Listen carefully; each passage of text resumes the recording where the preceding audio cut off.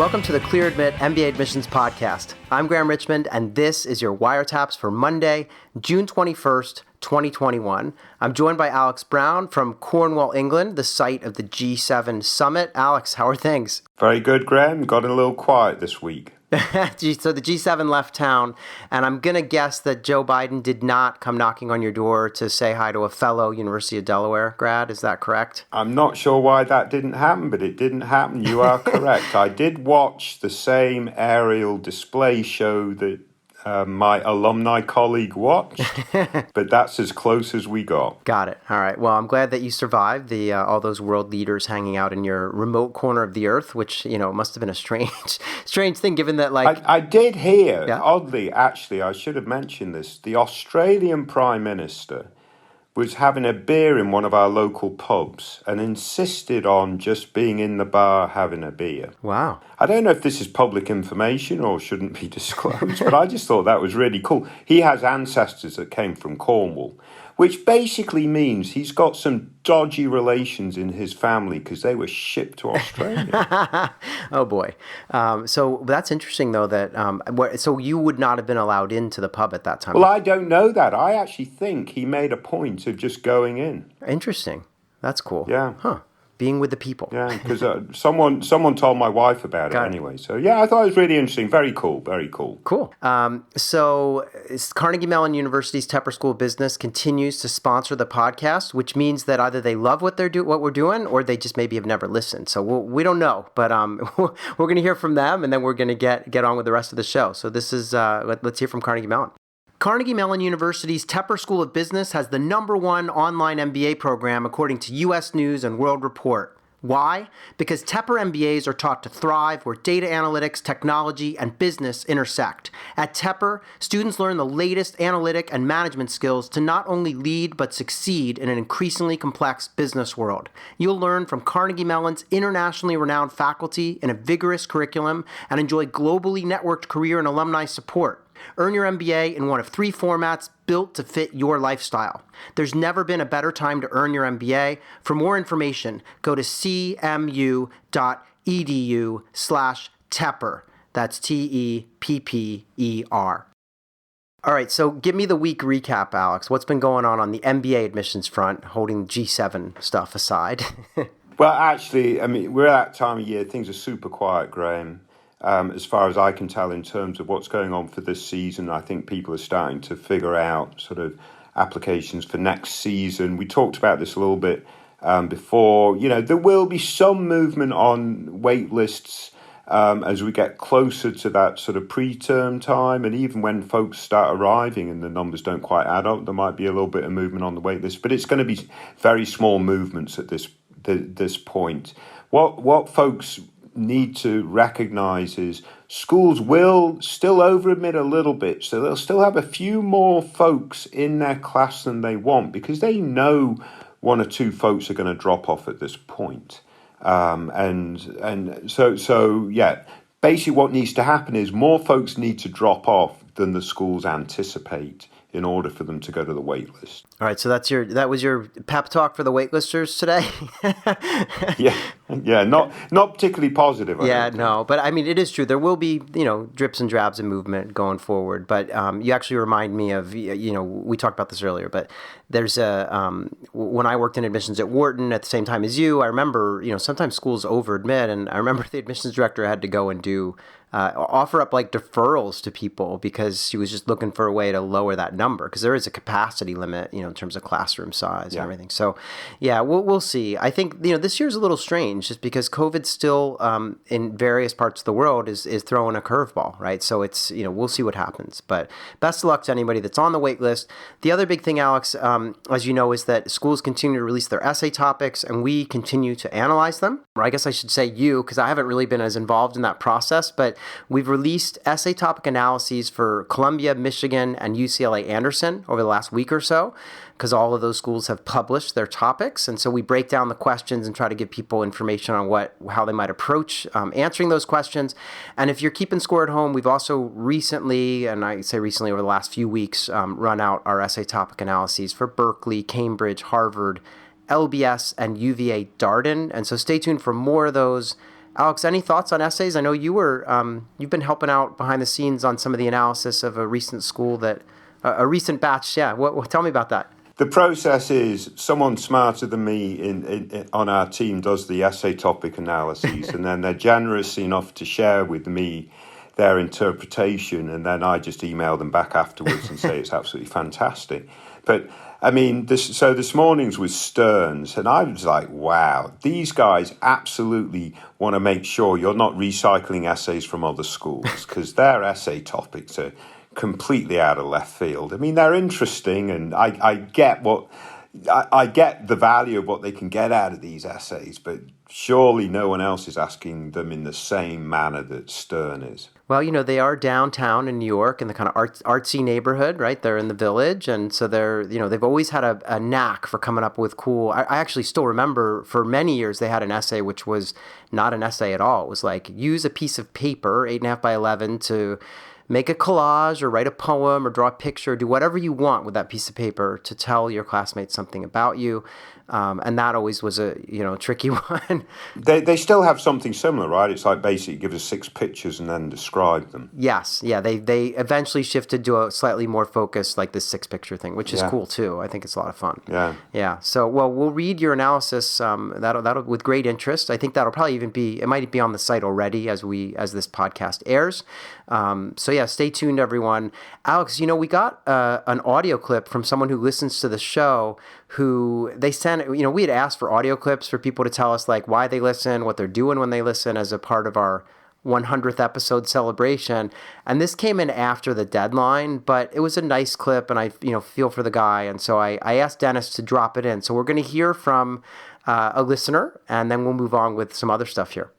Hi, Alex and Graham. This is Tim from San Francisco. I love the show, and I love listening to it when I'm either restringing my tennis racket or riding my bicycle around San Francisco.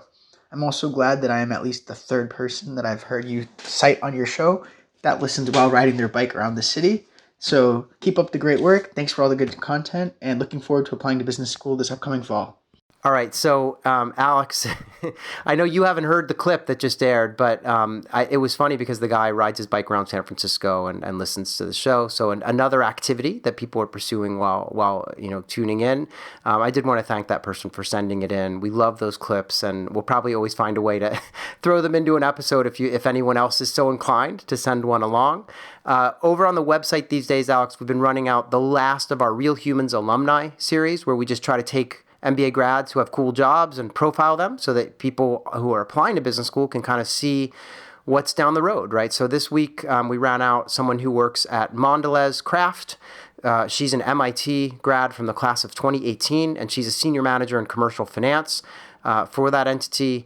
We also had a Nike candidate who is a Kellogg class of 2020 graduate, and she is a corporate strategy manager for Nike. So a couple more of those. I think we're running out. We've done, I want to say more than 20 or 30 of them over the last several months. And so we're kind of coming to an end on the Real Humans alumni.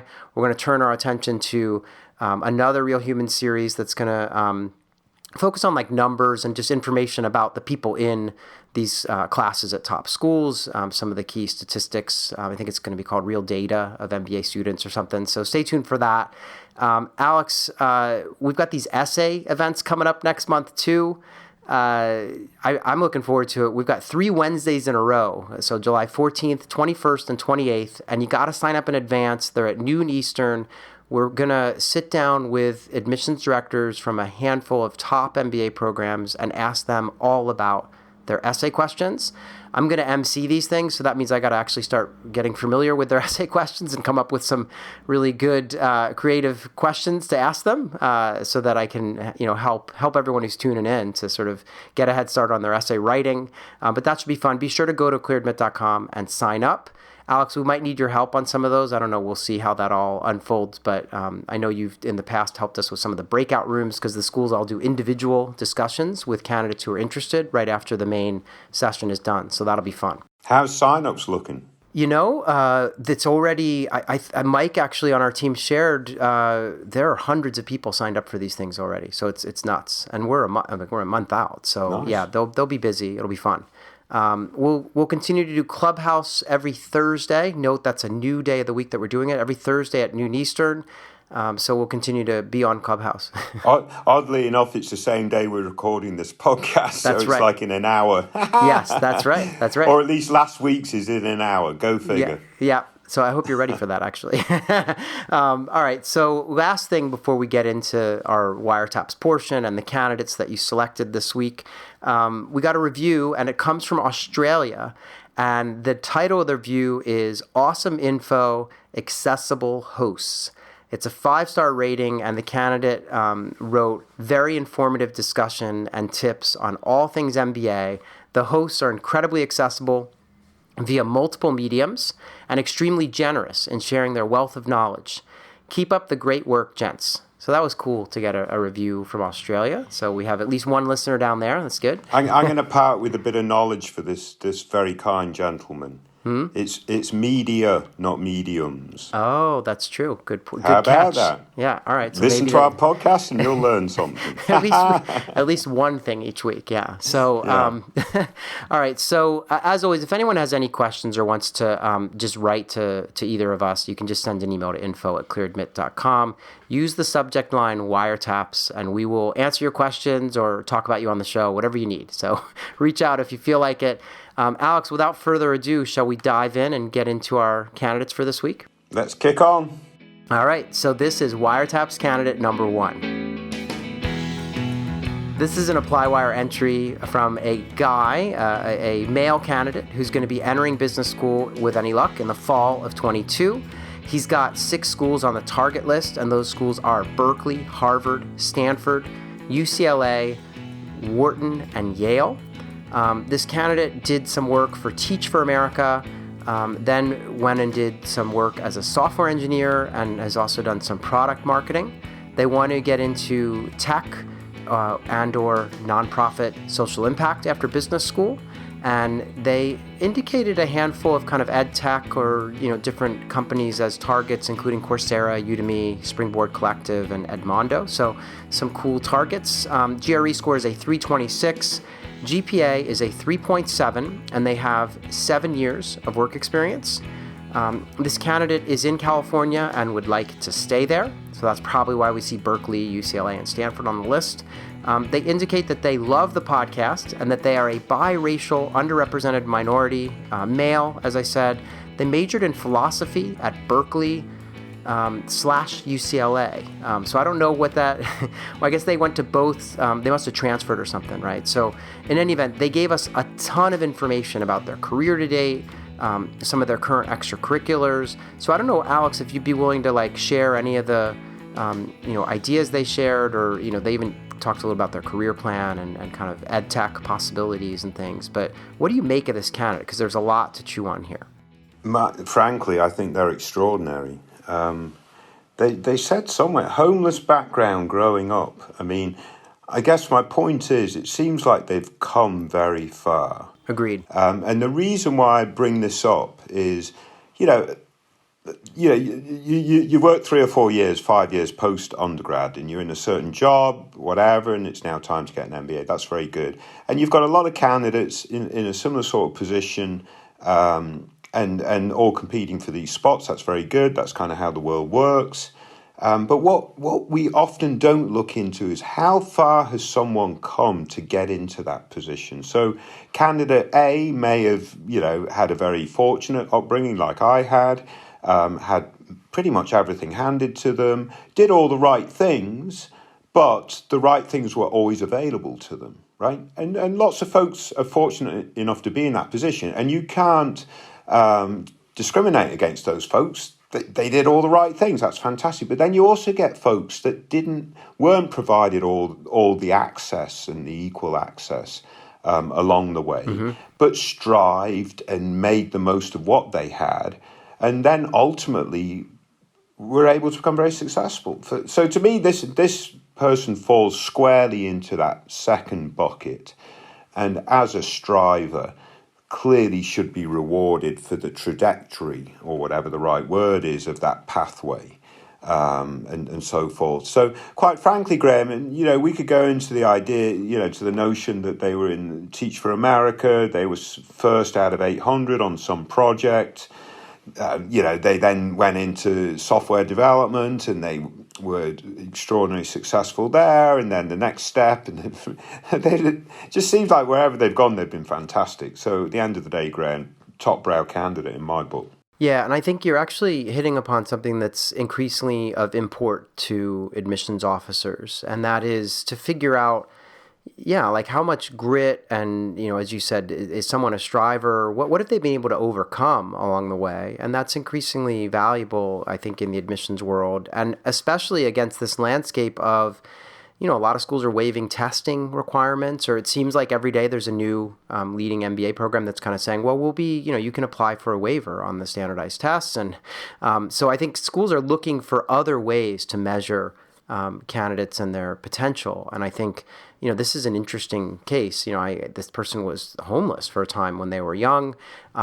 They have, as you said, had an amazing trajectory. And, the only thing that, I can't help but put my admissions, hat on and try to find, is there any weakness, in a candidacy? And the only thing that jumped out at me was I wondered if as a philosophy major, would there be concern about quantitative readiness, in terms of the rigor of an MBA program?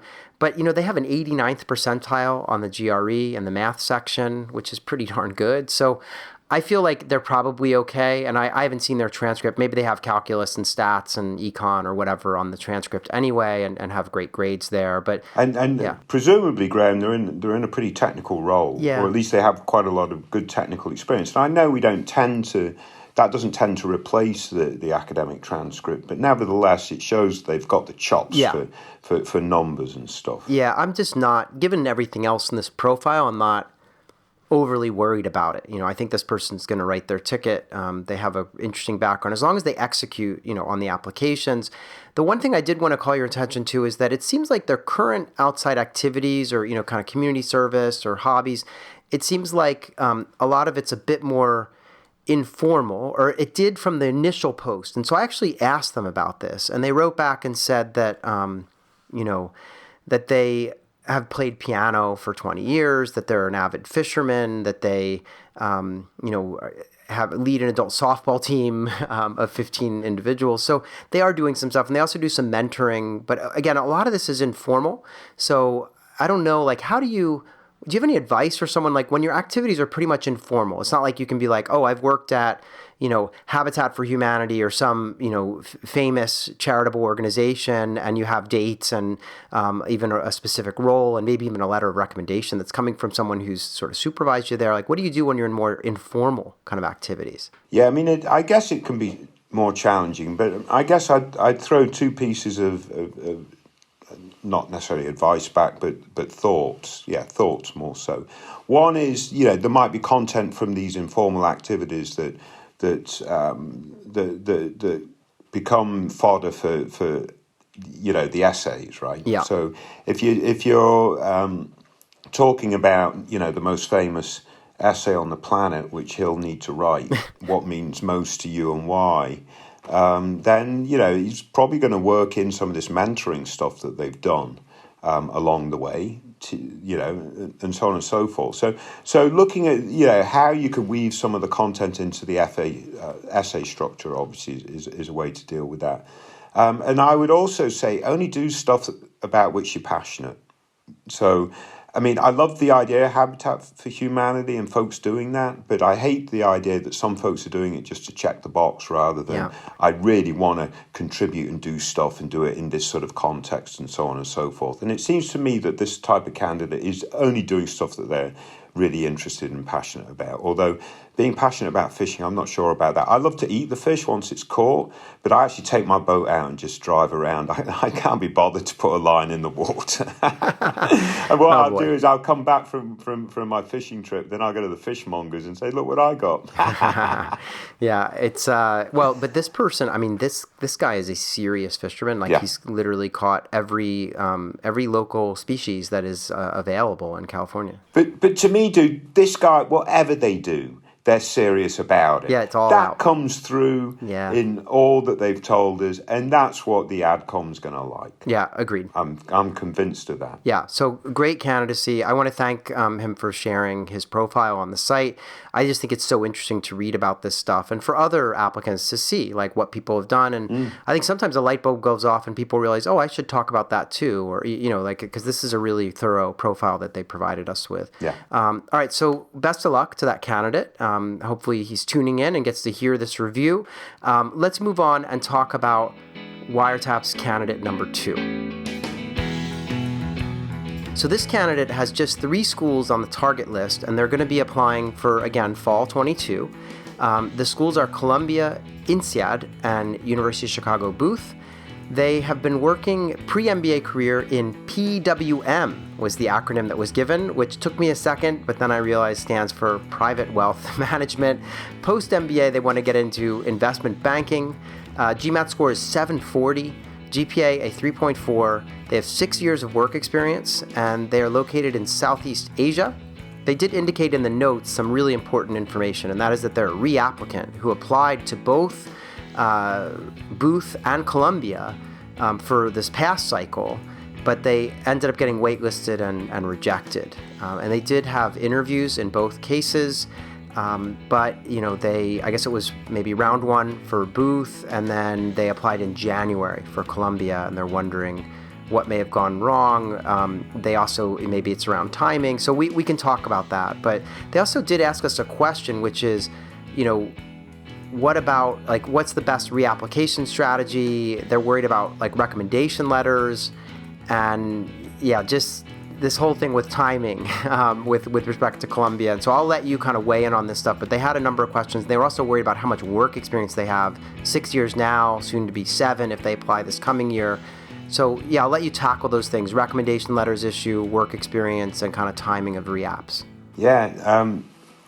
Yeah, super interesting. They do like to use their acronyms, right?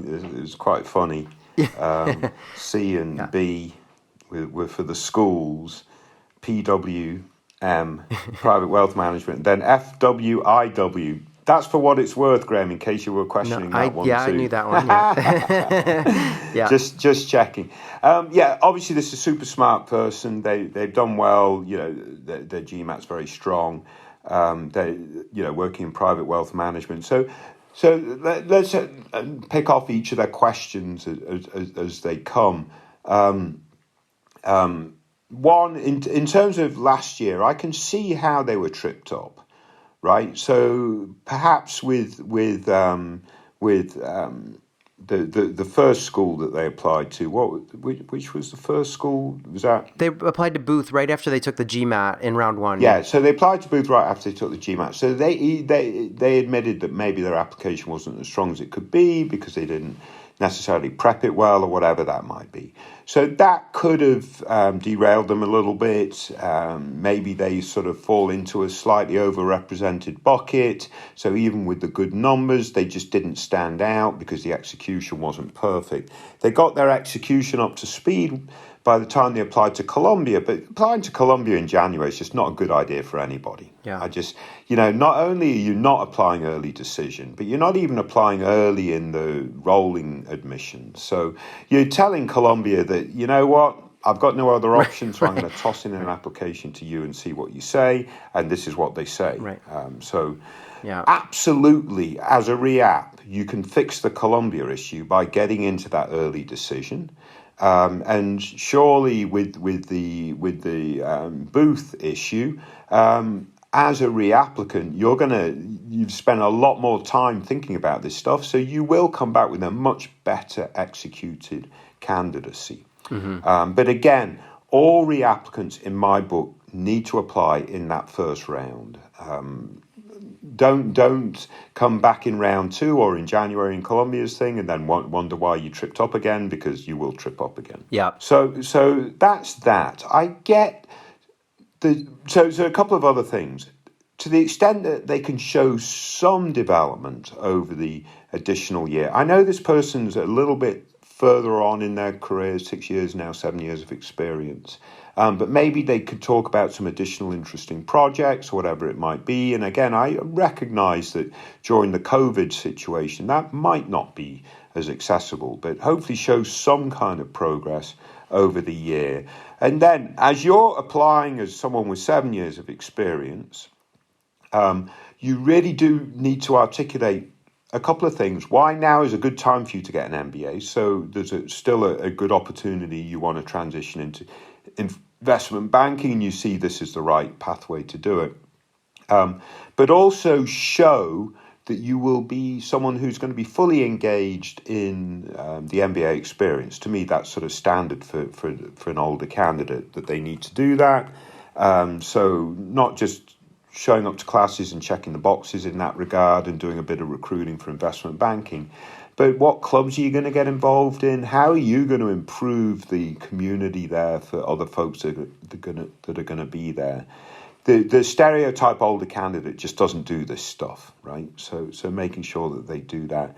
The recommendation issue, I get it, Graham. I don't really have a great answer for that. So I'm going to turn that bit over to you. Okay, so first of all, well said on the other stuff. I think, the recommendations, the issue that this candidate talks about is like, I'm got to apply again, and it sounds like the managers who wrote the letters weren't like super happy that this person wanted to leave. I mean, you never are. You don't want to lose talent off to business school, I guess, and so they lost promotions. Yeah, so this person even says that like they were passed over for a promotion because of the fact that it's, they made it clear that they wanted to go off to business school. So it's a bit dicey. Now, a couple of things. First of all, you don't need 2 letters from 2 different people when you're a reapplicant. In fact, a lot of schools will allow you just to submit a single recommendation letter, and it could be from one of the same people. It just can be refreshed. I would never submit a kind of verbatim, a kind of resubmit the same letter. I think, ideally it reflects some of the growth or things that have happened in the past year. But yeah, this is tricky. I mean, I would encourage this candidate to sit down with whoever it is, or if they're 2 people that they need in some cases, and just, explain. I mean, hopefully they're working hard and they've been, they're going to make the most out of this extra year at the company and, do right by the company in that regard. But it is tricky. I recognize that. I will say, as a reapplicant, you're better off having the same person write for you and refresh their letter with, just kind of a reiteration of your commitment to business school and all the great things you've been doing since you applied the first time, than it would be to like find someone who doesn't know you as well and who's kind of like a real, almost like a random person to write the rec just to have it be a different person. So I would not take that path. I think, most people reapplying invariably are going to have to use the same folks. It's rare to have like multiple direct managers who, can really write in detail about you. So I would advise get coffee or have a phone call if you're not seeing people in person, but spend some time figuring this thing out. And they should ultimately, if they really care about you and are the right kind of person to be writing this letter, they should, be supportive of the fact that you're still battling to get in and that you really want to go to business school. And as long as you're doing your work, I don't see why, they wouldn't be supportive. And if they're not, then you maybe need to, think about somebody else, right? So that's my take, Alex. Anything to add on that, though? No, I think that's great. Yeah, I mean, I know it's a tough situation. And I know it's easy for me to say, show some progress over the additional year or a different project or whatever. And I know that's compromised by the fact that you're overturned for a promotion. So, I mean, it is, I recognize it's a tough spot. Yeah, it's tough. Yeah. I did want to mention one thing I made a note to myself is that I really want this candidate to embrace their kind of global citizenship. So the person's originally from South Asia, but they did part of their undergrad from a U.S. state school. I guess they did an exchange, and they joined a bank and got transferred into international offices in Southeast Asia. And so they've really, it sounds like, had a pretty interesting global experience to date, which is, that's going to help them stand out too. And so I whenever I hear someone who's asked to reapply and almost makes the cut but didn't, makes me wonder if, if there's room for improvement in the application materials. And, they even indicated that may very well be the case, particularly with Booth. So, yeah, go back to the drawing board a little bit. Look at your materials with as critical of an eye as you can. But again, I like the profile, and I don't see why this person won't be able to achieve their goals. Do you think they have enough schools on their list? They've got INSEAD, Columbia, and Booth. Do you think that they need to be adding some other schools that could help them get into investment banking? Like, what's your take there? Yeah, I mean, that would be another line of inquiry, wouldn't it? What other schools would be a good pathway to banking? Obviously, I mean, we talked about it a bunch of times before, but Johnson would come to mind. Yeah. To sort of, I'm not saying hedging their bets a little bit, but obviously they're in a tier below what they're currently targeting. And that might make sense too, is just have a little bit of a spread in terms of those target schools. So, yeah, it might be worth exploring a couple of programs in that next tier. Yeah, and I also wondered, I mean, other schools that came into mind, and then we can move on and talk about our third candidate, but other schools that jumped into my head were LBS. They have INSEAD on the list, so they're obviously not well, unless they're thinking about INSEAD Singapore or something, but maybe LBS, maybe Yale is another one. Wharton comes up, but that's, that would be in the same tier or even a little bit higher than the one they're punching in already. So if we're looking to expand the scope, then Yale, Cornell, LBS, that would make sense. So best of luck to that candidate. Let's move on and talk about WireTaps candidate number 3. So this is another ApplyWire entry that we received. The candidate is applying to 8 schools and is hoping to start in the fall of 22. The schools are Berkeley, Carnegie Mellon, Duke, MIT, Kellogg, Stanford, UCLA, and Yale. This person's been working as a project or product manager, I guess, in a leading e-commerce company in Southeast Asia. They want to stay in tech or maybe pivot more formally into tech after business school. And the companies they have on their list are Amazon, Apple, Facebook, Google, and Microsoft, kind of a who's who of big tech companies. They have a 720 on the GMAT, a 3.6 GPA, and 3 years of work experience. This candidate is originally from Indonesia, but lives in Singapore. And basically some interesting tidbits here. They earned their bachelor's degree at Nanyang Technical University in Singapore in mechanical engineering, specializing in robotics. And the reason I mention that is because Nanyang that's sort of the tech school for engineers to go to, and it's a really well-noted school. So that 3.6 in that major out of that school speaks volumes to me. They shared a whole bunch of other interesting accomplishments and work-related stuff. But Alex, I wanted to kind of ask you, what do you make of this candidate? And particularly, are you worried about work experience? They have 3 years. Is it enough? They were, the other thing I wanted to get your take on is they were really active in undergraduate, it seems, in terms of outside activities, maybe less so now. So what's your take on this candidate? Yeah, I mean, to me, this is a potential, that shows so much potential in terms of superstar status. The question is now the right time? In terms of 3 years, should they wait another year, and so on and so forth? But frankly, Graham, it sounds like they've done some fantastic stuff. Yeah. In the 3 years that they've been working, so they're what I would call a fast tracker, and certainly top programs to the extent that they can tease out folks that are clearly on the fast track and clearly are going to rock the world in the future. They're going to take folks in that bucket that have less years of experience, for sure.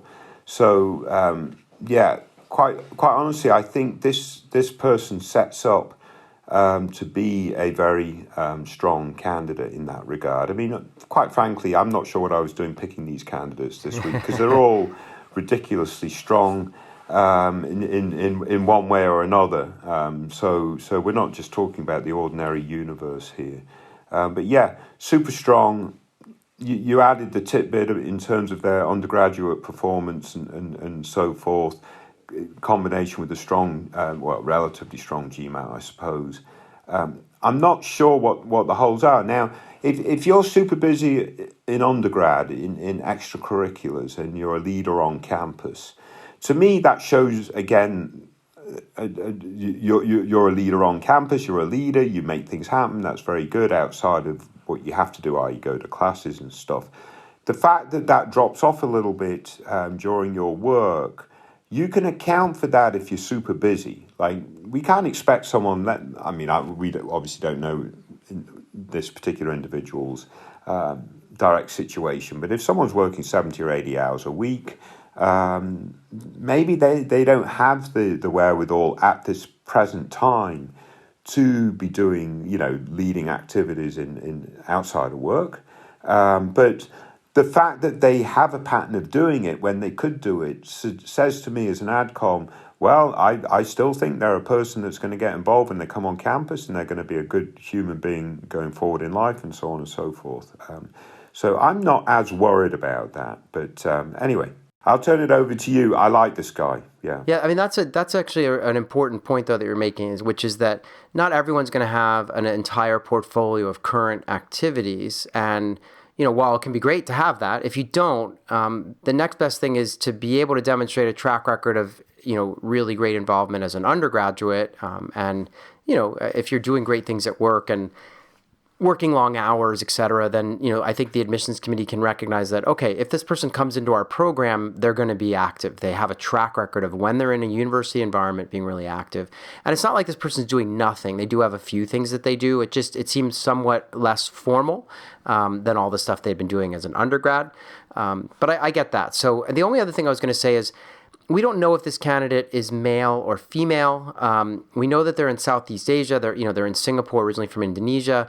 Do you think a 720 on the GMAT is good enough? And we don't have the breakdown or anything, but do you think that the average for people from that corner of the world getting in is going to be higher? Or are you at all worried about that? Or you kind of feel like, look, GPA is good from a good school. I'm not going to sweat this. The 720s right around or just below average at a lot of these top schools. The world is round, Graham, so there's no corners. There you go. How about that for an insight that you're going to learn from this podcast?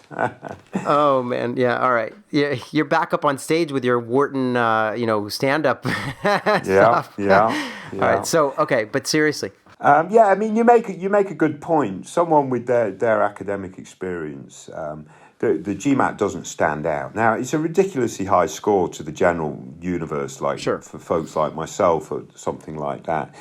But you do wonder how much effort this person put in, or whether they were just took a punt and got the 720 because they're ridiculously smart.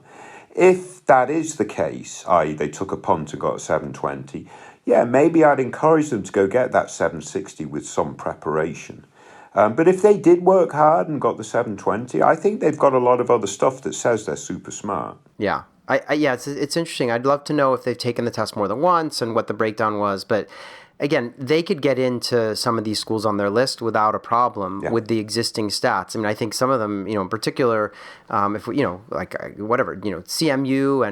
and Duke and UCLA, Yale, they're squarely in the running at these schools. I mean, there's no doubt. And I think, obviously they're in the running at all of them, but I think some of these other schools on the list, the Stanfords of the world, maybe have on the margin slightly higher, test score averages and things. So just keep that in mind. But I like this candidate. I think, you did a great job picking them out this week, although you told me that we had very few entries this week because it was so quiet. So if you only get 3 entries, if we get 3 good entries like this, I'm very happy. But it's that time of year, but it'd be good to get some more. Yeah, well, it's a good thing we got those 3 because otherwise you and I would have to just talk about random stuff. So I would have made stuff up. Don't worry about that, Graham. All right, so we've done it again. We've run through all 3 candidates for this week's episode of WireTaps. Thanks for picking them out, or at least copying and pasting their URLs into our pre-podcast planning stuff, if there were only 3, in fact. But we'll do it all again next week, Alex, and thanks for your time on this, as always. Brilliant. Thanks a lot. Stay safe, everyone.